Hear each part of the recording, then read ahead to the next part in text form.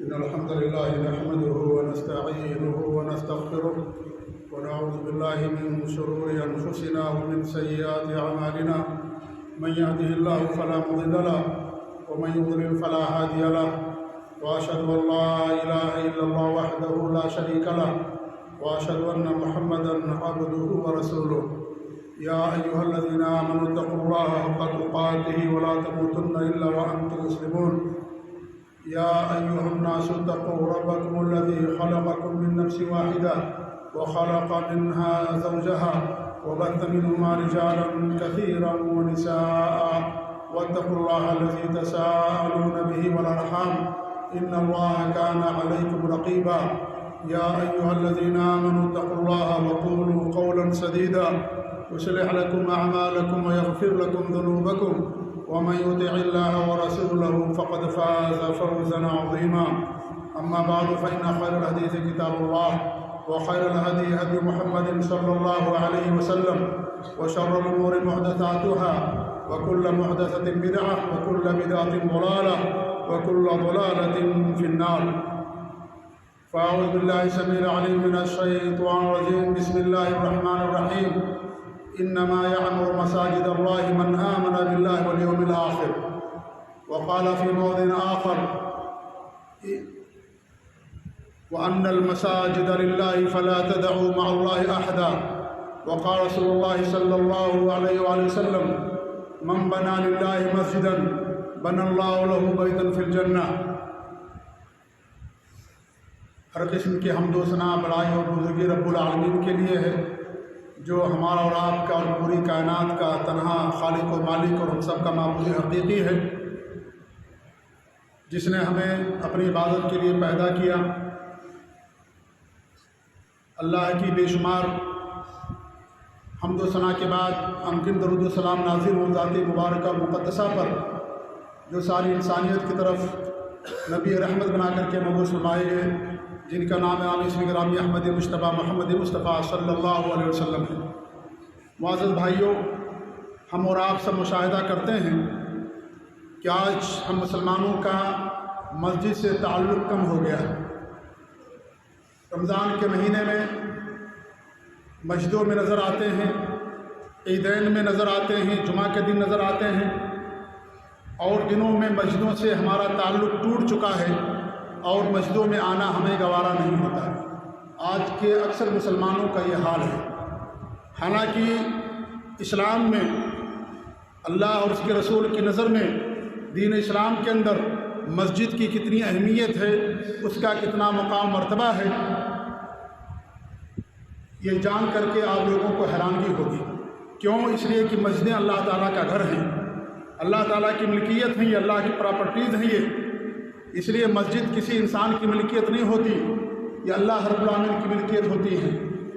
اللہ رب العالمین نے قرآن مقدس کے اندر 28 آیات کے اندر مسجدوں کا ذکر کیا ہے، اور مسجدوں کی نسبت بہت ساری آیتوں میں اللہ رب العالمین نے اپنی طرف کی ہے، اپنا گھر بتایا ہے. کیوں اپنا گھر بتایا ہے؟ کہ ہاں انسان آ کر کے اللہ رب العالمین کی بات کرتا ہے. جس مقصد کے لیے اللہ نے ہم اور آپ کو پیدا کیا ہے، انسان اس عبادت کو، نماز، قرآن کی تلاوت، ذکر و اذکار، قیام اور شریک دیگر عبادات کے انتظام یا اس کا اہتمام انسان آ کر کے مسجد کے اندر کرتا ہے. اس لیے مسجدوں کو اللہ تعالیٰ کا گھر کہا جاتا ہے. اور گھر کی اہمیت اس گھر کے مالک کی طرف ہونے سے زیادہ ہوتی ہے. اس لیے بادشاہوں کا جو محل ہوتا ہے سب سے زیادہ اہمیت رکھتے ہیں کسی بھی ملک کے اندر اور کسی بھی سوسائٹی کے اندر. جو پوری دنیا کا بادشاہ ہے، پوری دنیا کا خالق اور مالک ہے، یہ مسجدوں ان کا گھر ہوتی ہے. اللہ رب العالمین گھر ہوتی ہے مسجدیں ہی. اسی لیے مسجدوں کو آباد کرنا ایمان کی علامت ہوتی ہے. اللہ رب العالمین بتایا: انما یعمر مساجد اللہ من آمن باللہ والیوم الآخر. مسجدوں کو وہ آباد کرتے ہیں جو اللہ پر ایمان رکھتے ہیں، یوم آخرت پر ایمان رکھتے ہیں، وہ مسجدوں کو آباد کرتے ہیں. اللہ پر ایمان کی دلیل، اللہ پر ایمان کی علامت ہوا کرتی ہے جس کا دل مسجد سے جڑا ہوتا ہے اور جو مسجدوں کر کے آباد کرتا ہے. اور آباد کرنے میں دو چیزیں شامل ہیں. ایک تو معنوی، اور معنوی آباد کرنا یہ ہے کہ مسجدوں میں آ کر کے اللہ کے لیے نماز پڑھنا، 5 وقتہ نماز ادا کرنا، قرآن کی تلاوت کرنا، یہ معنوی عمارت ہے. اور ایک حصی عمارت ہوتی ہے، اور وہ یہ ہے کہ مسجدوں کی تعمیر کرنا، مسجدوں کا ڈھانچہ کھڑا کرنا، مسجدوں کو بنانا، یہ دونوں کام بہت اہم ترین کام ہے۔ تو مسجدوں کو آباد کون کرتا ہے؟ مسجدوں کو کون بناتا ہے؟ جس کا اللہ پر اور یوم آخرت پر ایمان ہوتا ہے۔ یہ ایمان کی علامت ہوتی ہے اور ایمان کی دلیل ہوا کرتی ہے، اس لیے مسجدیں اللہ رب العالمین کا گھر ہوتی ہے۔ حضرت عبداللہ بن عباس رضی اللہ تعالیٰ عنہ سے صحیح سند کے ساتھ مروی طبرانی اور بیہقی کی روایت ہے، وہ فرماتے ہیں کہ المساجد بیوت اللہ فی الارض، کہ مسجدیں زمین میں اللہ تعالیٰ کا گھر ہوتی ہیں۔ گھر ہونے کا مطلب یہ نہیں کہ ان مسجدوں میں اللہ تعالیٰ رہتا ہے، اللہ تعالیٰ تو عرش پر جلوہ افروز ہے، لیکن مسجدیں اللہ تعالیٰ گھر یعنی اللہ کی عبادت کے لیے بنائی گئی۔ اس لیے سب سے پہلا گھر جو اللہ رب العالمین نے اپنی عبادت کے لیے بنایا مکہ مکرمہ کے اندر، ان اول بیت وضع للناس للذی ببکۃ مبارکا ھدی للعالمین۔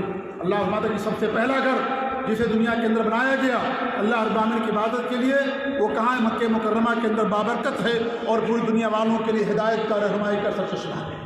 تو اللہ تعالیٰ کا گھر کا مطلب یہ نہیں کہ اللہ تعالیٰ مسجدوں کے اندر رہتا ہے، اللہ تعالیٰ عرش پر ہے جلوہ افروز، اللہ عرش پر جلوہ افروز ہے۔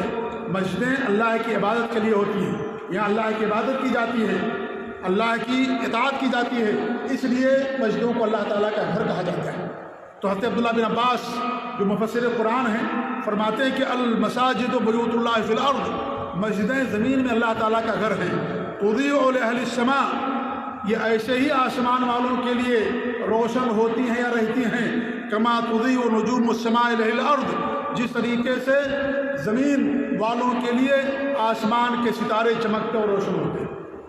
جیسے ہمیں آسمان پر ستارے چمکتے ہوئے نظر آتے ہیں، ایسے ہی جو آسمان کی جو مخلوقات ہیں، آسمان پر جو فرشتے رہتے ہیں، ان فرشتوں کو دنیا کے اندر زمینیں مسجدیں ہوتی ہیں، یہ مسجدیں چمکتی ہوئی نظر آتی ہیں، کیونکہ اللہ تعالیٰ کا ذکر ہوتا ہے، اللہ کی عبادت کی جاتی ہے، قرآن کی تلاوت ہوتی ہے، اس لیے مسجدیں چمکتی ہیں زمین آسمان والوں کے لیے۔ جیسے ہمارے لیے آسمان میں ستارے چمکتے ہیں، ایسے آسمان والوں کے لیے، فرشتوں کے لیے یہ زمین کی مسجدیں چمکتی ہیں۔ اس میں حدیث میں عبداللہ بن عباس رضی اللہ عنہ کے اس قول کے اندر مسجدوں کو اللہ رب العالمین کی طرف اس کی نسبت کی گئی ہے، اور یہ تشریف کی نسبت ہے، یہ مسجدوں کی اہمیت پر دلالت کرنے والی بات ہے، اس لیے قرآن کی آیتوں میں، حدیثوں کے اندر مسجدوں کی نسبت اللہ رب العالمین کی طرف کی گئی۔ کہ مسجدیں میرے بھائیوں بڑی اہمیت کی حامل ہے دین اسلام کے اندر، بہت زیادہ اونچا مقام مرتبہ ہے۔ اللہ رب العالمین ابراہیم علیہ السلام کو جب اللہ رب العالمین نے حکم دیا کہ اپنے اولاد کو، اپنے بیوی اور بچے کو لے جا کر کے مکہ مکرمہ کے اندر آباد کریں، تو انہوں نے کیا کہا تھا؟ ربنا انی اسکنت من ذریتی بواد غیر ذی زرع عند بیتک المحرم، اے رب العالمین ہم نے اپنی ذریت کو ایسی جگہ کے اندر جو غیر ذی زرع ہے، جہاں کوئی آبادی نہیں، جہاں کوئی کھیتی باڑی کی جگہ نہیں، پانی وغیرہ نہیں، ایسی جگہ جا کر کے تیرے گھر کے پاس جو حرام ہے، حرمت والا ہے، اس کے پاس میں نے جا کر کے اپنے اہل و عیال کو، اپنی ذریت کو آباد کیا ہے۔ ربنا لیقیموا الصلاۃ، اے ہمارے اس لیے تاکہ وہ نمازوں کی پابندی کریں، نماز کو پابندی کریں۔ حضرت ابراہیم علیہ السلام نے بچوں کو یا اپنی بیوی اور اپنے بچے حضرت اسماعیل کو لے جا کر کے مکہ مکرمہ کے اندر مسجد حرام کے پاس آباد کیا۔ مقصد کیا تھا؟ کہ تاکہ اللہ رب العالمین کے نماز کو قائم کریں، اللہ کی عبادت کریں۔ اس لیے کہ انسان کا گھر مسجد کے قریب اگر رہتا ہے تو ایسے انسان کے لیے عبادت کرنے کے لیے اور مسجدوں میں جانے کے لیے آسانی ہوتی ہے، نمازوں کی پابندی کر لیتا ہے۔ لیکن جیسے جیسے انسان کا گھر مسجد سے دور ہوتا ہے میرے بھائیوں، اس کے یہاں جماعت کی پابندی بہت کم ہو پاتی ہے۔ اس لیے حضرت ابراہیم نے جا کر کے مسجد حرام کے پاس اپنے بچوں کو جا کر کے وہاں پر آباد کیا۔ ہمارے نبی صلی اللہ علیہ وسلم جب ہجرت کر کے مکہ مکرمہ سے مدینہ کے اندر پہنچتے ہیں، قبا میں 17 دنوں تک آپ نے قیام کیا تھا۔ ان 17 دنوں کے اندر آپ نے وہاں مسجد قبا کی بنیاد ڈالی، کیونکہ مسجدیں بہت اہم رول ادا کرتی ہیں انسان کی زندگی میں، عبادت پر قائم رہنے میں بڑا ان کا کردار ہوتا ہے۔ اس لیے سب سے پہلے جب آپ قبا پہنچے تو آپ نے مسجد کی تعمیر کی، اور جب قبا سے نکلے آپ اور جب آپ پہنچتے ہیں مدینہ منورہ کے اندر تو آپ نے وہاں پر اپنا گھر سب سے پہلے نہیں بنایا، اپنی بیویوں کا گھر سب سے پہلے نہیں بنایا، سب سے پہلے آپ نے وہاں پر مسجد نبوی کی تعمیر کی، اور اس تعمیر میں باقاعدہ آپ نے حصہ لیا۔ کیوں؟ اس لیے کہ مسجد کا بہت اونچا کردار ہوتا ہے ایک آدمی کی زندگی میں دین اسلام پر مضبوطی کے ساتھ قائم رہنے میں۔ مسجد کا بہت اہم رول ہوتا ہے، جماعت کے ساتھ نماز ہوتی ہے، خطبہ جمعہ سے فائدہ اٹھاتا ہے، درود سے فائدہ اٹھاتا ہے، اور اس طریقے سے مسلمان بھائیوں سے پنج وقت آ کر کے اس کی ملاقات ہوتی ہے، ایمان تازہ ہوتا ہے، ایمان بڑھتا ہے۔ اس لیے مسجدوں کو سب سے پہلے ہمارے نبی صلی اللہ علیہ وسلم نے تعمیر کیا، سب سے پہلے آباد کیا، سب سے پہلے آپ نے قباء کے اندر مسجد تعمیر کی، اور اس کے بعد جب مدینہ پہنچے تو آپ نے جا کر کے وہاں پر مسجد کی تعمیر کی۔ اللہ کے رسول حدیث من بنى للہ مسجدا بنى اللہ له بیتا فی الجنہ، جو اللہ رب العالمین کے لیے مسجد بناتا ہے، اللہ گھر بناتا ہے، اللہ رب العالمین اس کے لیے جنت کے اندر گھر بناتا ہے۔ اگر ایک آدمی کو پوری مسجد بنانے کا اس کے پاس اتنا پیسہ نہیں ہے یا اتنی شکت اور طاقت نہیں ہے، تو کئی لوگ اگر مسجد بناتے ہیں مل کر کے تو اللہ رب العالمین سب کے لیے جنت کے اندر گھر بناتا ہے۔ حدیث کے اندر الفاظ استعمال ہوئے کہ مفحص قطعات، قطعات کہتے ہیں چھوٹے پرندے کو، جیسے گوریا ہوتا ہے، چھوٹے چھوٹے جو چڑیا ہوتی ہے اس کو عربی زبان میں قطعات کہا جاتا ہے۔ تو ہمارے نبی فرماتے ہیں قطعات چھوٹے پرندے کے گھونسلے کے برابر بھی اگر کوئی دنیا کے اندر زمین میں مسجد بناتا ہے، اللہ رب العالمین اس کے لیے آج گھر جنت کے اندر گھر بناتا ہے، چھوٹا سا گھر بناتا ہے، یا گھر بنانے میں مسجد بنانے میں شریک ہوتا ہے کئی لوگوں کے ساتھ، تو گویا کہ وہ مسجد کی تعمیر میں حصہ لیتا ہے، تو اللہ رب العالمین اس کے لیے جنت کے اندر گھر بناتا ہے۔ اور یہ ایسا عمل ہے میرے بھائیوں جو قیامت تک باقی رہنے والا ہے۔ جب تک مسجد قائم رہے گی، جب تک لوگ نماز پڑھیں گے، قرآن کی تلاوت کریں گے، سجدے کریں گے، آ کر کے اللہ رب العالمین کی بات کریں گے، اس وقت تک میرے بھائیوں انسان کو مسجد بنانے والے کو اس کا اجر ملتا رہتا ہے، اس کا اجر ختم نہیں ہوتا ہے۔ یہ ایسا صدقہ جاریہ جب تک مسجد قائم رہے گی اس وقت تک انسان کو اس کا اجر ملتا رہتا ہے، اس کا اجر ضائع اور برباد نہیں ہوگا۔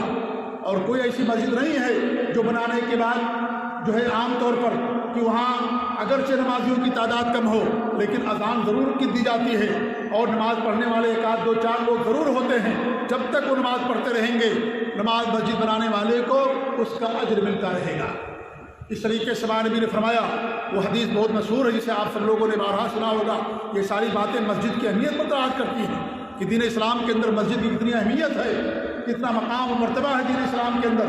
آج ہم نے مسجدوں کو کھو دیا، اور مسجدوں میں صرف جمعہ کے دن آتے ہیں، رمضان کے مہینے میں آتے ہیں، یا اس طریقے سے اور کسی مناسبت سے انسان آ جاتا ہے اور اس کے بعد مسجد کو چھوڑ دیتا ہے، مسجد سے انسان کا دل لگا نہیں رہتا۔ حالانکہ مسجد سے انسان کو دل لگانے کی ضرورت ہے۔ یہاں پر انسان کو ایمان ملتا ہے، یہاں انسان کو سکون ملتا ہے۔ جیسے آپ گھر کے اندر جاتے ہیں آپ کو جسمانی راحت ملتی ہے، جسمانی سکون ملتا ہے، تھکاوٹ دور ہوتی ہے۔ انسان جب مسجد کے اندر آتا ہے تو انسان کو مسجد میں آنے سے اس کے دل کو سکون ملتا ہے۔ الا بذکر اللہ تطمئن القلوب، اللہ کے ذکر سے دلوں کو اطمینان ملتا ہے۔ انسان مسجد میں آتا ہے سارے غموم بھول جاتا ہے، اس کے دل کو سکون اور راحت مل جاتی ہے، ایمان کے اندر تازگی ہوتی ہے۔ اس لیے میرے بھائیوں مسجد کا بڑا اونچا مقام اور مرتبہ ہے دین اسلام کے اندر۔ اللہ کے رسول صلی اللہ علیہ وسلم فرماتے ہیں 7 بندے ایسے ہیں جن کو اللہ رب العالمین قیامت کے دن پر عرش کے سائے میں جگہ دے گا، اپنے عرش کے سائے میں جگہ دے گا۔ انہی میں سے آپ نے فرمایا وَرَجُلٌ قَلْبُهُ مُعَلَّقٌ بِالْمَسَاجِدِ، ایک ایسا بندہ، ایسا انسان جس کا دل مسجدوں سے لگا ہوا ہوگا، مسجد میں لٹکتا رہتا ہوگا، ایسے بندے کو بھی اللہ رب العالمین قیامت کے دن اپنے عرش کے سائے میں جگہ دے گا، جس دن کسی کا کوئی سایہ نہیں ہوگا۔ انسان نفسی کا عالم ہوگا، پریشانی میں ہوگا، پسینے میں شرابور ہوگا، اور انسان سائے کا محتاج ہوگا۔ اور اسی وقت میں اللہ رب العالمین نے ایسے شخص کو اپنے عرش کے سائے میں جگہ دے گا جس کا دل مسجد سے لگا رہتا ہے۔ وَرَجُلٌ قَلْبُهُ مُعَلَّقٌ بِالْمَسَاجِدِ، علماء نے بیان کیا ہے کہ یہاں پر اللہ کے رسول معلق بیان فرمایا۔ معلق کہتے ہیں لٹکنے والا، جس کا لٹکا ہوا، جیسے قندیل ہوتی ہے، آپ بھی دیکھتے لائٹ ہے یہ مسجد کے اندر لٹک رہی ہے، یہ ایسے قندیل ہوتی ہے مسجد کے اندر لٹکتی رہتی ہے، ہمیشہ مسجد کے اندر رہتی ہے۔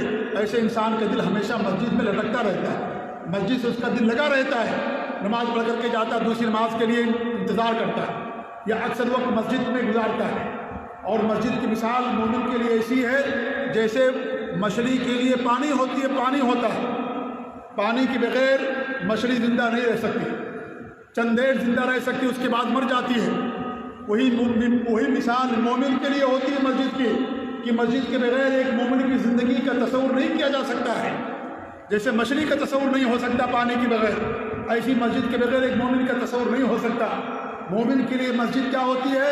پانی کے مانند ہوتی ہے مچھلی کے لیے، اور ایک منافق کے لیے جیل خانہ جیسا ہوتا ہے، پجڑا خانہ جیسے چڑیا کے لیے پجڑا خانہ ہوتا ہے، پجڑے میں لا کر کے بند کر دیا اور وہ چڑیا جلدی سے پجڑے خانہ سے نکلنا چاہتی ہے، وہ پرندہ نکلنا چاہتا ہے، اس طریقے سے منافق ہوتا ہے جس کا دل مسجد کے اندر نہیں لگتا، مسجد میں آتا ہے تو بوجھ سمجھتا ہے اور سوچتا ہے کہ کتنا جلدی مسجد سے نکل جاؤں۔ جیسے چڑیا پجڑے کے اندر آپ بند کر دیں، فڑفڑاتی ہے چڑیا اور جلدی سے نکلنا چاہتی ہے، وہی صورتحال منافقین کی ہوتی ہے جس کا دل مسجد کے اندر نہیں لگتا بلکہ مسجد کو جیل خانہ اور پجڑا خانہ سمجھتا ہے وہ، اور اس طریقے سے اس کا دل مسجد کے اندر نہیں لگا رہتا ہے۔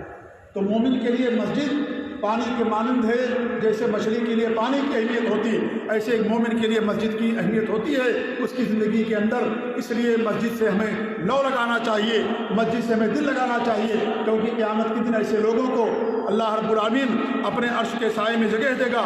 اور اس طریقے سے حدیث کے زبان بھی فرماتے ہیں کہ سب سے بہتر جگہیں دنیا کے اندر مسجدیں ہوتی ہیں اور سب سے بری جگہیں بازار ہوا کرتے ہیں۔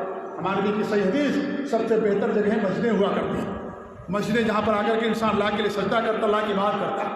نماز کے اندر سب سے اہم عبادت سجدہ ہے، اس لیے مسجدوں کو سجدہ کہا جاتا ہے، سجدہ گاہ، کیونکہ یہاں پر انسان آ کر کے اللہ رب العالمین کے لیے سجدہ کرتا ہے، اس لیے اس کو مسجد کہتے ہیں۔ نماز کے اندر سجدہ ہوتا ہے اس لیے مسجد کہا جاتا ہے سجدہ گاہ۔ اور دو طرح کی مسجدیں ہوتی ہیں، ایک تو پوری زمین کو اللہ رب العالمین نے ہمارے لیے مسجد بنا دیا، یہ بھی ہمارے نبی کی خصوصیات میں سے ہے، ہمارے نبی کی خصوصیات میں سے ہمارے جو فرماتے ہیں کہ جو الارض جو مسجدیں وہ طہورا، ہمارے لیے پوری زمین کو مسجد بنا دیا گیا اور پاک ہونے کی چیز بنا دی گئی۔ مٹی ہمارے لیے پاک ہے، پانی نہیں آدمی کے پاس تیمم کر لے نماز پڑھے گا، اور پوری زمین کو اللہ نے مسجد بنا دیا ہے۔ ایسا نہیں ہے کہ نماز کا وقت ہو گیا، آپ سفر میں ہیں، صحرا میں اور میدان میں ہیں، مسجد آپ کے پاس نہیں ہے، آپ کے لیے عذر ہو کہ ہم نماز نہیں پڑھیں گے، نہیں، آپ کے لیے نماز پڑھنا ضروری ہے۔ پہلی امتوں کے لیے ضروری تھا کہ وہ مسجد کے اندر ہی جو ان کے عبادت خانے ہوتے تھے وہیں جا کر کے نماز پڑھ سکتے تھے، لیکن اللہ رب العالمین نے اس امت کے لیے آسانی کی اور ہمارے نبی کو جہاں بہت ساری خصوصیات عطا فرمائی، انہیں میں سے خصوصیت یہ بھی عطا فرمائی کہ پوری زمین کو ہمارے لیے مسجد بنا دیا گیا۔ نماز کا وقت ہو گیا، آپ صحرا میں ہیں، میدان میں ہیں، پانی نہیں، وضو کر لیجیے، تیمم کر لیجیے، مسجد نہیں ہے، آپ وہ زمین اللہ نے آپ کے لیے مسجد بنا دیا، آپ وہاں پر نماز پڑھ لیجیے۔ تو یہ ایک عام جگہ ہوتی مسجد کی، پوری زمین کو اللہ نے مسجد بنا دیا ہے۔ چند جگہیں ایسی ہیں جہاں پر نماز پڑھنے سے منع کیا گیا، جیسے قبرستان ہے، جیسے کوڑا کرکٹ کی جگہ ہے، یا اس طریقے سے عام راستہ ہے، یا اس طریقے سے جہاں اونٹ باندھا جاتا ہے، ان جگہوں پر، اور جو گندگی کی جگہیں ہیں ان جگہوں کو چھوڑ کر کے باقی تمام جگہوں کو اللہ رب العالمین نے ہمارے لیے مسجد بنا دیا کہ انسان جا کر کے وہاں اللہ رب العالمین کی بات کرتا ہے۔ تو یہ سب سے بہترین جگہیں جو ہوتی ہیں دنیا کے اندر وہ مسجدیں ہوتی ہیں، اور سب سے بری جگہیں جو ہوتی ہیں وہ بازار ہوا کرتے ہیں۔ اس لیے مسجدیں اللہ رب العالمین کا گھر ہیں، اور ایسے اللہ کے رسول کی حدیث ہے کہ جو آدمی مسجد کے لیے چل کر کے آتا ہے نماز پڑھنے کی غرض سے، وہ اللہ رب العالمین کی گارنٹی میں ہوتا ہے، اللہ رب العالمین اس کی ضمانت لیتا ہے۔ جیسا کہ ابو امامہ الباہلی رضی اللہ عنہ سے حدیث ہے، وہ فرماتے ہیں کہ اللہ کے رسول صلی اللہ علیہ وسلم فرمایا، ثلاثۃ کلہم ضامن اللہ، تین ایسے بندے ہیں، یہ تین ایسے لوگ ہیں جو سب کے سب اللہ رب العالمین کی ضمانت کے اندر ہوتے ہیں، سب کے سب اللہ رب العالمین کی ضمانت کے اندر ہوتے ہیں۔ آپ نے انہیں میں سے ایک بندے کو بیان کیا، ورجل راح الی المسجد، ایک ایسا بندہ جو مسجد کے لیے جاتا ہے، فہو ضامن اللہ، اللہ رب العالمین کی نگرانی میں ہوتا ہے، اللہ رب العالمین کی ضمانت کے اندر ہوتا ہے، حتی یتوفاہ، یہاں تک کہ اللہ رب العالمین اس کو وفات دے دے، فیدخلہ الجنہ، اور وہ پھر جنت کے اندر داخل ہو جائے، یا اللہ اسے جنت میں داخل کر دے، اور یردہ بما نال من اجر اور غنیمہ، یا پھر وہ جو اسے غنیمت ملا یا جو اسے اجر ملا، مسجد میں آنے کو، جیسے نماز پڑھا، اللہ کا ذکر کیا، آتے ہوئے جاتے ہوئے جتنا قدم اٹھاتا ہے اللہ تعالیٰ اس کو نیکیاں لکھتا ہے، تو یہ جو اجر ملتا ہے، غنیمت ملتی ہے، یا تو اللہ تعالیٰ اسے یہ دیتا ہے، یا تو راستے میں جاتے ہوئے اس کی وفات ہو گئی، اللہ تعالیٰ اس کو جنت میں داخل کرتا ہے۔ تو اللہ رب العالمین کی ضمانت ہوتی ہے ایسے لوگوں کے لیے جو مسجد میں نماز پڑھنے کے لیے اللہ کی بات کے لیے نکل کر کے آتے ہیں، اللہ کی گارنٹی کے اندر لوگ رہتے ہیں، اللہ ان کی حفاظت کرتا، اللہ ان کی طرف سے ان کے لیے ضمانت ہوتی ہے۔ تو کتنی اہمیت ہے میرے بھائیوں مسجد بنانے کی، مسجد کو آباد کرنے کی، اور مسجد کی طرف چل کر کے آنے کی کتنی بڑی اہمیتیں ہیں۔ ایک حدیث میں آپ صلی اللہ علیہ وسلم فرماتے ہیں، الا ادلکم علی ما یمحو اللہ بہ الخطایا، کیا میں تمہیں ایسی بات نہ بتاؤں کہ اللہ رب العالمین اس کے ذریعے سے تمہارے گناہوں کو مٹا دے، وَيَرْفَعُ بِهِ الدَّرَجَاتِ، اور اللہ تعالیٰ اس کے ذریعے سے تمہارے درجات کو بلند کر دے، تمہارے گناہوں کو مٹا دے اللہ تعالیٰ اور تمہارے درجات کے اندر بلندی فرما دے۔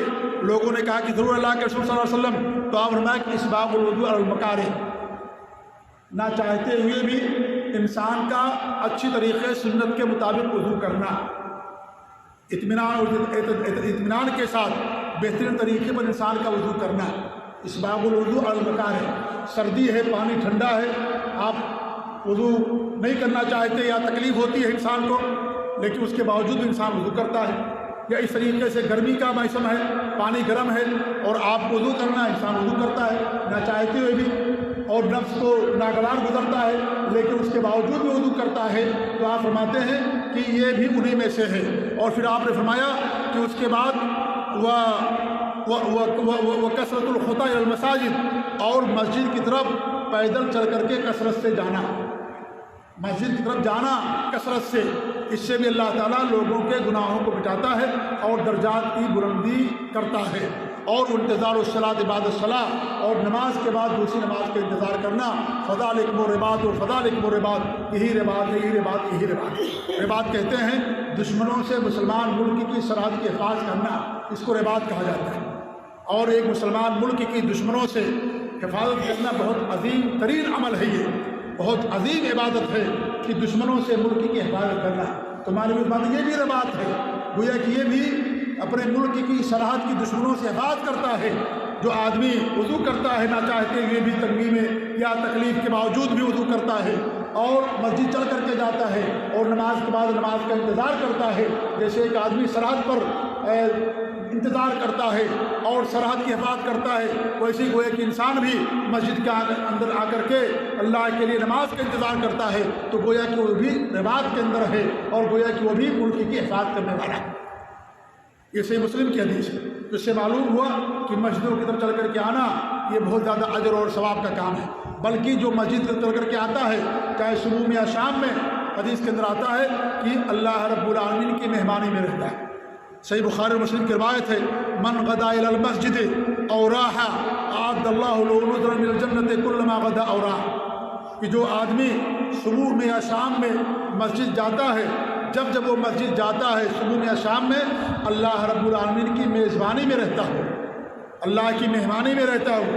جو مسجد میں آتا ہے چاہے صبح میں آیا شام میں آئے نماز پڑھنے کے لیے، تو اللہ رب العالمین کی بات کے اندر رہتا ہے۔ تو میرے بھائی یہ ساری فضیلتیں ہیں، یہ ساری اہمیتیں ہیں ایک مسجد کی، ایک دن ہمارے مسلمانوں کے اندر یا دین اسلام کے اندر۔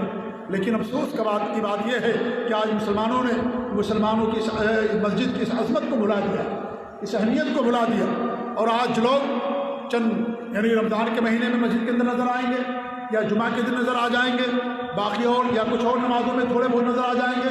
آپ فجر میں جا کر کے دیکھ لیجئے پوری مسجدیں خالی رہتی ہیں اور دنوں بھی خالی رہتی ہیں، جبکہ مسجد میرے بھائیوں کتنی اہم ترین جگہ ہے، اللہ رب العالمین کا گھر ہے یہ، لہذا ہمیں مسجدوں کو آباد کرنا چاہیے اور مسجدوں میں آ کر کے اللہ رب العالمین کی بات کرنی چاہیے۔ لیکن یہ بات یاد رہے کہ مسجدیں اللہ رب العالمین کی بات کے لیے ہوتی ہیں، لہذا مسجدوں کے اندر اللہ کی بات کے علاوہ کسی اور کی بات کرنا حرام ہوتی ہے۔ وَأَنَّ الْمَسَاجِدَ لِلَّهِ فَلَا تَدْعُوا مَعَ اللَّهِ أَحَدًا، مسجدیں اللہ رب العالمین کے لیے ہیں، لہذا اللہ رب العالمین کے ساتھ کسی اور کو نہ پکارا جائے۔ اگر پکارا جائے اللہ رب العالمین کو، اللہ کی بات کی جائے، مسجدوں کے اندر شرک کرنا، شرک کی دعوت دینا، بدعات کرنا، خرافات کرنا، یہ کسی بھی صورت میں مسجد کے اندر جائز نہیں ہے۔ لہذا مسجد کی شان اور عظمت اسی وقت برقرار رہے گی جب انسان مسجد کے وظیفے کو قائم رکھے گا اور مسجدوں کو شرک سے، بدعات اور خرافات سے اور ان تمام چیزوں سے اسے دور رکھے گا جو شریعت کے اندر حرام و ناجائز ہیں۔ اس لیے ہمارے نبی نے فرمایا لعنت اللہ علی یہود النصارى اتخذوا قبور انبیاء مساجد، اللہ کی لعنت ہو یہود و نصارہ پر جنہوں نے نبیوں کی قبروں کو مسجد بنا لیا، نبیوں کی قبروں کو مسجد بنا لیا، جا کر کے وہاں نماز پڑھنے لگے، قبروں پر مسجد تعمیر کر لیا، قبروں پر جا کر کے سجدے کرنے لگے، یا اس طریقے سے قبرستان کے اندر مسجد بنا لیا۔ تو ہمارے نبی فرماتے ہیں ایسے لوگوں پر اللہ رب العالمین کی لعنت ہوتی ہے۔ اور ایک حدیث میں آپ نے فرمایا کہ بدترین لوگ وہ ہیں، بدترین لوگ وہ ہیں، بدترین لوگ وہ ہیں جب قیامت قائم ہو زندہ ہوں، اور وہ لوگ بدترین ہیں جو اللہ تعالیٰ کی مسجدوں کو اور قبروں پر جو مسجد بناتے ہیں، یہ بھی دنیا کے اندر سب سے بدترین لوگ ہیں۔ لہذا مسجد اللہ کی بات کے لیے یہ شرک کرنے کی جگہ نہیں ہے، یہ بدعات اور خرابات کرنے کی جگہ نہیں ہے کہ مسجد کے ممبر سے کھڑے ہو کر کے انسان کفر اور شرک کی دعوت دے، شرک کی طرف لوگوں کو بلائے، بدعات کرے اور بدعات کی دعوت دے، مسجدوں کے اندر بدعات اور خرابات کرے، میلاد النبی منائے، شب برات کے جو ہے محفلیں منعقد کرے، یا اس طریقے سے اور کوئی عبادت کا جو ہے اور کوئی بدعات کا کام کرے۔ مسجدیں اس لیے نہیں ہوتی ہیں، مسجدیں اللہ تعالیٰ کا گھر ہیں، جب اللہ تعالیٰ کا گھر ہے تو صرف یہاں اللہ رب العالمین کی بات کی جائے گی، کسی اور کی بات نہیں کی جائے گی۔ ان المساجد للہ فلا تدعوا مع اللہ احدا، مسجدیں اللہ رب العالمین کے لیے ہیں، لہذا اللہ رب العالمین کے ساتھ کسی اور کو نہ پکارو۔ یہ نہ ہو کہ اللہ کی بات بھی کرتے ہو اور اللہ کے ساتھ ساتھ دوسروں کو بھی پکارتے ہو۔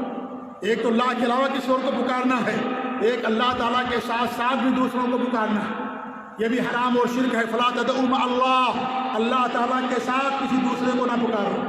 اللہ کی عبادت کر رہے ہو، اللہ کی نماز بھی پڑھ رہے ہو، اللہ کے روزہ بھی رکھتے ہو، زکوٰۃ بھی دیتے، حج بھی کرتے، قرآن کی تلاوت بھی کرتے، اللہ کے لیے کرتے، لیکن ساتھ ہی ساتھ اللہ تعالیٰ کے ساتھ دوسروں کو بھی پکارتے ہو، دوسروں کا واسطہ لیتے ہو، شرک بھی کرتے ہو۔ یہ ساری چیزیں نہیں، اللہ تعالیٰ کی خالص بات ہوگی اور انسان شرک سے محفوظ ہوگا، تبھی اللہ رب العالمین اس کی باتوں کو قبول کرے گا۔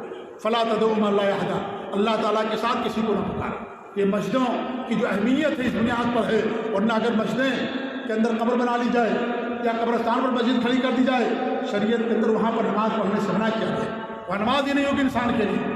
اگر کوئی ایسی مسجد جہاں پر قبر ہے، جہاں قبرستان ہے، وہاں پر شریعت کے اندر نماز پڑھنے سے منع کر دیا گیا ہے، وہاں پر نماز پڑھنا جائز نہیں ہوگا کسی بھی صورت میں۔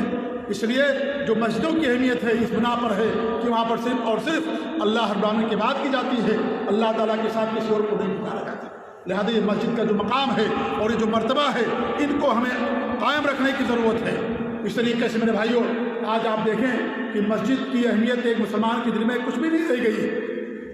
آج ہماری مسجدیں بھی محفوظ نہیں ہیں، جیسے لوگ مسجدوں کو آباد نہیں کرتے، آج ہماری مسجدیں بھی محفوظ نہیں ہیں۔ اتنے سارے واقعات آپ دیکھیے، مسجدوں کے اندر بم بلاسٹ کیے جاتے ہیں، مسجدوں کو آ کر کے بم سے اڑا دیا جاتا ہے، لوگ جمعہ کی نماز پڑھ رہے ہوتے ہیں اور نمازیں پڑھ رہے ہوتے ہیں، ایک شخص آتا ہے اللہ کا نافرمان بندہ اور آ کر کے اپنے آپ کو بم بلاسٹ کر دیتا ہے، اپنے آپ کو برباد کر دیتا ہے اور مسجد کے اندر نماز پڑھنے والوں کو بھی برباد کر دیتا ہے، موت کی گھاٹ ڈال دیتا ہے۔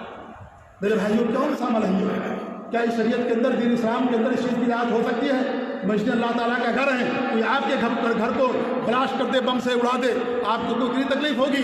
کہ اللہ تعالیٰ کا گھر عبادت کے لیے بنائی جاتی ہیں اور ان عبادت گھروں میں آ کر کے انسان نماز پڑھنے والوں کے اوپر آ کر کے بم جو ہے بلاسٹ کرتا ہے اور اس طریقے سے خودکشی کر لیتا ہے، خود بھی مر جاتا ہے اور دوسروں کو بھی مار دیتا ہے۔ یہ تو مجوسیوں کی صفت ہے۔ یہ سب سے پہلے مسجد کے اندر شہید ہونے والے عمر فاروق رضی اللہ تعالیٰ، سب سے پہلے ان کو شہید کیا گیا مسجد کے اندر۔ کس نے شہید کیا تھا؟ مجوسی نے۔ ابو لولو فروز نامی ایک شخص نے جو مجوسی تھا، آتش پرست تھا، آگ کی بات کرتا تھا، اس نے آ کر کے حضرت عمر فاروق کو شہید کیا تھا۔ علی رضی اللہ عنہ کو شہید کیا گیا مسجد کے اندر۔ اس لیے یہ مسجدوں کے اندر جو مارنے والے لوگ ہیں، یہ آتش پرستوں کی صفت ہے ان کے اندر، ان کی بات ماننے والے ہیں، یہ ان لوگوں کے نقش قدم پر چلنے والے ہیں جو مسجدوں کے اندر آ کر کے بم بلاسٹ کرتے ہیں اور نہ مسجد کی حرمت کا خیال رکھتے، نہ نماز کا، نہ اذان کا، اور نہ اس طریقے سے نمازیوں کا، نہ مسلمانوں کا، کسی کا خیال نہیں رکھتے۔ یہ مسلمان نہیں ہو سکتے جو اس طرح کا عمل کرتے ہیں، آ کر کے مسلمانوں کے موت کی گھاٹ ڈال دیا کرتے ہیں۔ لہذا میرے بھائیوں، مسجد کی اہمیت کو اور اس کے تقدس کو اور اس کی فضیلت کو ہمیں جاننے کی ضرورت ہے کہ آ کر کے انسان اللہ تعالیٰ یہاں پر عبادت کرتا ہے۔ آج یہ صورتحال دیکھیے، بہت سارے ملکوں کے اندر انسان نماز پڑھنے جاتا ہے اور وہیں پر جا کر کے اس کی وفات ہو جاتی، واپس نہیں آتا۔ آ کر کے لوگ جو ہے بم بلاسٹ کر دیتے، وہاں پر بم بات کر کے اپنے جسم کے اندر آتے اور آ کر کے وہاں پر یا نماز پڑھ رہے ہوتے ہیں، کوئی سرفراہ آتا ہے خارجی ذہن کا اور اس طریقے سے سب کو کلاشنکوف سے اور سب کو بندوقوں سے انہیں موت کے گھاٹ اتار دیتا ہے۔ ذرا برابر نہ مسجد کا احترام، نہ مسلمان کا احترام، نہ اللہ کے گھر کا احترام اور نہ اس طریقے سے کسی اور کا احترام کرتا ہے اور آ کر کے اس طریقے سے ان کو موت کے گھاٹ اتار دیتا ہے۔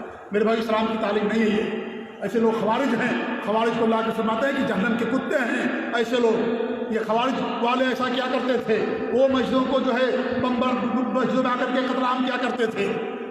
یہ خوارج کی پہچان ہے۔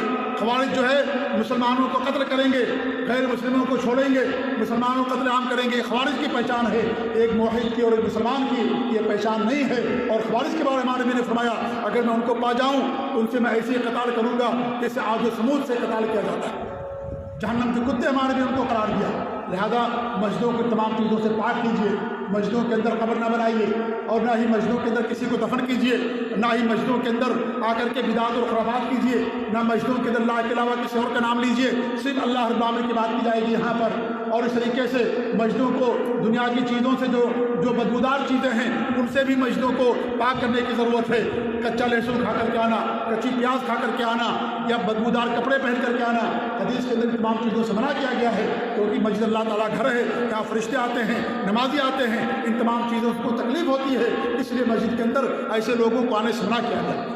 مسجد کی اہمیت کا اندازہ ایک بات کرتے میں اپنی بات ختم کر دوں کہ ایک عورت اللہ کے رسول کے زمانے میں مسجد کو جھاڑو لگایا کرتی تھی۔ جب اس کی وفات ہو گئی تو لوگوں نے جا کر کے اس کو دفن کر دیا، اور ہمارے بھی کوئی اطلاع نہیں دی۔ جب آپ نے کچھ دن تک اس عورت کو نہیں دیکھا، صحیح بخاری کی حدیث ہے، تو آپ نے پوچھا عورت کہاں ہے؟ لوگوں نے کہا اس کی وفات ہو گئی۔ ہمارے بھی نے کہا کہ مجھے کیوں نہیں بتایا، مجھے کیوں نہیں بتایا؟ لوگوں نے زیادہ اہمیت نہیں دی اس عورت کی، تو ہمارے بھی نے کہا تم لوگوں نے مجھے کیوں نہیں بتایا؟ اس کے بعد پھر آپ نے کہا کہ مجھے اس کی خبر بتاؤ، گئے اور اس کی خبر پر آپ نے جنازے کی نماز پڑھی، اس کے لیے آپ نے دعا کیا۔ یہ مسجد کی نظافت کی وجہ سے، مسجد کی صفائی ستھرائی کی وجہ سے اس عورت کو یہ مقام ملا کہ آپ نے باقاعدہ اس عورت کے بارے میں سوال کیا، اور جا کر کے اس کی خبر پر آپ اس کی جنازے کی نماز پڑھی۔ اس سے بات معلوم ہوتی ہے اگر کوئی آدمی کی وفات ہو گئی اور آپ جنازے میں شریک نہیں ہوئے تو آپ بعد میں جا کر کے اس آدمی کے اوپر جنازے کی نماز پڑھ سکتے ہیں۔ جنازے کی نماز میں رکوع اور سجدہ نہیں ہوتا ہے، اس میں صرف دعا اور دعا ہوتی ہے۔ جیسے آپ اب کسی مسلمان بھائی کے لیے دعا کر سکتے ہیں، جیسے آپ قبرستان جا کر کے ان کے لیے دعا کرتے ہیں، ویسے بھی یہ جو جنازے کی نماز دعا ہے، یہ پوری دعا کی جاتی ہے اس کے لیے۔ اس لہٰذا یہ چیز ہمارے لیے جائز ہے، بجائے اس کی ہمارے یہاں عمل یہ ہے کہ لوگ جا کر کے مٹی دیتے ہیں۔ مٹی دینے کا ثبوت نہیں حدیثوں کے اندر۔ اگر آپ جنازے کی نماز نہیں پڑھے ہیں، آپ جا کر کے اس پر جنازے کی نماز پڑھ دیجئے، اگر زیادہ عرصہ نہیں گزرا ہے، قبر کا نشان باقی زیادہ عرصہ نہیں گزرا ہے، چند دن گزرے، چند مہینے گزرے ہیں، آپ جا کر کے اس پر جنازے کی نماز پڑھ سکتے ہیں۔ اور جنازے کی نماز میں اللہ تعالیٰ سے اس مرنے والے کے لیے مغفرت کی دعا کی جاتی ہے، وہ ہماری دعاؤں کا محتاج ہوتا ہے، اس لیے اس میں رکوع اور سجدہ نہیں ہوتے، اس لیے وہ نماز آپ وہاں پر جا کر کے پڑھ سکتے ہیں۔ ہمارے نبی سے باقاعدہ اس کا ثبوت ہے۔ تو معلوم یہ ہوا کہ مسجد میں صفائی کرنے کا اتنا اونچا مقام مرتبہ کہ آپ اس عورت کا اتنا خیال رکھا، آپ نے باقاعدہ اس کے بارے میں سوال کیا اور جا کر کے آپ نے اس کے جنازے کی نماز پڑھی۔ لہذا میرے بھائیوں، ہمیں مسجدوں کو آباد کرنا چاہیے۔ اگر ہم چاہتے ہیں قیامت دن اللہ تعالیٰ ہماری مغفرت فرمائے، اللہ تعالیٰ ہمیں اپنے عرش کے سائے میں جگہ دے، اپنے دلوں کو مسجدوں سے جوڑ کر کے رکھے، مسجد سے نکلے بیتابی ہمارے اندر ہونی چاہیے۔ ایسا نہ ہو کہ مسجد میں آئیں ہم مسجد کو جیل خانہ سمجھیں، کب نماز ختم ہو جائے، کب جمعہ ختم ہو جائے، کب جلدی مسجد سے نکلیں اور جلدی سے بھاگ جائیں۔ 2-4 منٹ خطبہ لمبا ہو گیا، نماز اگر امام صاحب نے لمبی پڑھا دی، قیام اللیل لمبا پڑھا دیا، کوئی نماز لمبی پڑھا دی، انسان غصہ ہو جاتا ہے، صاحب آپ نے نماز لمبی پڑھا دیا، آپ نے لمبا خطبہ دے دیا، دھوپ میں گھنٹوں انسان کھڑا رہتا ہے، کوئی احساس نہیں ہوتا۔ لیکن مسجد میں آتا ہے 2-4 منٹ اگر خطبہ یا 2-4 منٹ انسان اگر لمبی نماز پڑھا دے، لوگ اعتراض کرنا شروع کر دیتے ہیں۔ میرے بھائی، اعتراض نہیں ہونا چاہیے، یہ مسجدیں اللہ تعالیٰ کا گھر ہیں، اللہ کی عبادت کے لیے ہیں، ہمیں مسجدوں میں آنے سے خوشی ہونی چاہیے کیونکہ ہمارے دلوں کو ایمان ملتا ہے۔ مسجدوں کا بڑا اونچا مقام و مرتبہ، اللہ کے رسول کے زمانے میں مسجدوں ہی میں تعلیم دی جاتی تھی، اصحاب صفہ وہیں سے نکلے، وہیں سے حدیثیں لوگ پڑھتے تھے اور سیکھتے تھے، وہیں سے آپ صلی اللہ علیہ وسلم جنگ کے لیے لشکر بھیجا کرتے تھے، وہیں پر آپ وفود کا استعمال کیا کرتے تھے۔ مسجد ایک مدرسہ نہیں بلکہ ایک یونیورسٹی ہوا کرتی تھی، اور اس طریقے سے مسجد سے پورا کام آپ کیا کرتے تھے۔ لہذا مسجد کا جو کام ہے اس کام کو ہمیں جاننے کی ضرورت ہے اور ان تمام کاموں کو مسجد سے کرنے کی ضرورت ہے۔ لہذا ہمیں چاہیے کہ ہم مسجدوں کو آباد رکھیں۔ اللہ تعالیٰ سے دعا ہے کہ اللہ رب العالمین ہمارا دل مسجدوں سے لگائے، اللہ رب العالمین ہمارے دلوں کے اندر مسجد کی محبت کو پیدا فرمائے، اللہ تعالیٰ ہمیں مسجد سے محبت کرنے کی توفیق عنایت فرمائے، اور اللہ رب العالمین ہمیں جب تک دنیا میں زندہ رکھے اسلام اور توحید اور سنت پر قائم رکھے، ہماری وفات اللہ رب العالمین ہمیں کلمے کے ساتھ ایمان پر اللہ رب العالمین ہم سب کو وفات دے، اور قبر کے عذاب اور جہنم کے عذاب سے محفوظ رکھے، اور جنت الفردوس کے اندر اللہ رب العالمین ہمیں اونچا مقام عطا فرمائے۔ آمین۔ بارک اللہ علیہ ولکم فی القرآن العظیم ونفعنی وإیاکم بالآیات الذکر الحکیم، انہ تعالی جواد الکریم ملک رؤوف الرحیم۔